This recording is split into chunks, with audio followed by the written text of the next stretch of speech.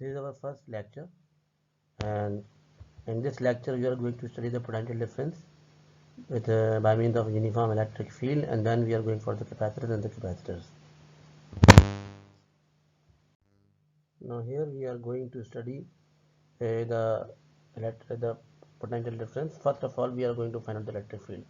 In the diagram you can see there is a uniform electric field E, and we are going to displace a positive charge from point A to point B. In this displacement, this charge will cover a distance d here. Now here, as you know that the potential difference is actually the work done required to displace a charge from point A to point B. So you can see here the work done divided by the charge, and actually the work is equal to force multiplied by the displacement, and the whole expression will be divided by the charge here. Now here the force is the Coulomb force, and the displacement is denoted by ds. And finally we have an integration here, because we are going to find the total work done per unit charge, and you can see q multiplied by E dot ds, because both are vector quantity, divided by q, and the potential difference is finally given by minus, and the limit is from point A to point B, and E dot ds. That is the general expression for any case if you are going to find out the potential difference due to the electric field. Now in this particular case, the angle between the electric field and the displacement is 0, both are parallel, and so the dot product here is EDS, and because the field is uniform, means constant, so we can take it outside the integral sign, and finally we have the potential difference, which is equal to minus 80. The negative sign indicates that the electric potential at point B is lower than at point A. Now here the capacitor is actually the device which can store the charge, and the capacitance is the ability to store the charge, but in terms of magnitude we can write it is actually the ratio of the magnitude of the charge on either conductor and to the ratio to the magnitude of the potential difference between the conductors. Any conductor can store the charge, but by using the special arrangement and geometry we can enhance the storing ability. Geometrical arrangement like conducting plates face to face each other, so that due to the induction their ability to store increases. Capacitance is denoted by a small letter c, as the amount of charge stored in the capacitor is directly proportional to the potential difference between the plates. We can write Q is directly proportional to del V. Now when we replace the proportionality sign, we have to include a constant, and this constant here is actually the capacitance. And finally we have the definition: C is equal to Q upon del V, as we have already stated earlier. Now we are going to find out the capacitance due to the parallel plate capacitor. Here in the diagram you can see that two plates are actually placed face to face with each other, and they are separated by a distance d, and they are connected to a battery with a potential V.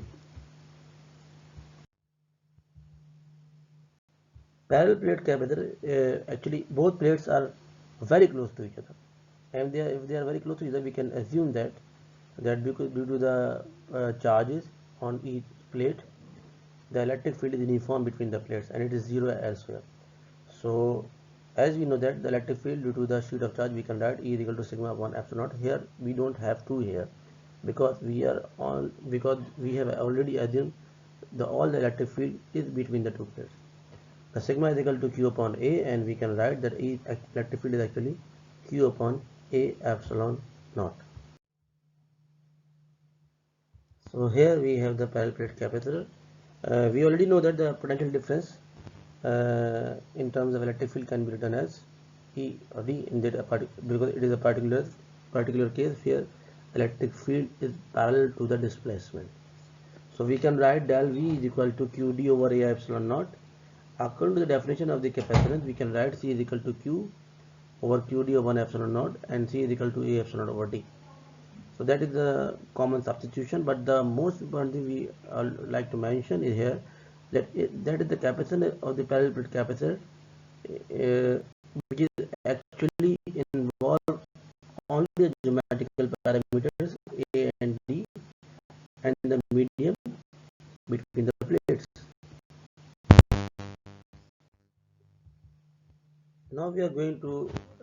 another problem, and this time the capacitor is cylindrical capacitor. We have two cylinders. One is the hollow inside, which has the radius b, and inside that hollow cylinder there is another solid cylinder which has the radius a, and both are conductors.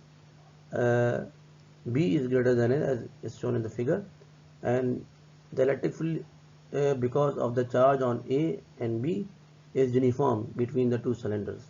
The amount of charge stored on each plate is Q, and the radius, because we will suppose the Gaussian surface here, and the Gaussian surface is between the two cylinders and which has the limits from A to B, and the length of the cylindrical capacitor is L. Now I am not going to solve with the help of the Gaussian surface. You already know that how to solve it, but just to give you the hints that Gaussian law says that the total electric flux is equal to total charge enclosed by the Gaussian surface divided by the epsilon naught A here. Now here we can find out that E dot dA, because electric field is uniform, it can be taken outside, and the area of the whole cylinder is 2 pi r L. So here it is. So we are using the same thing here, and instead of length here we are going to use the charge density lambda. So you can see here that the potential difference can be written as minus E dot ds. So because both are parallel, so theta is equal to 0, it will be E dot ER dr.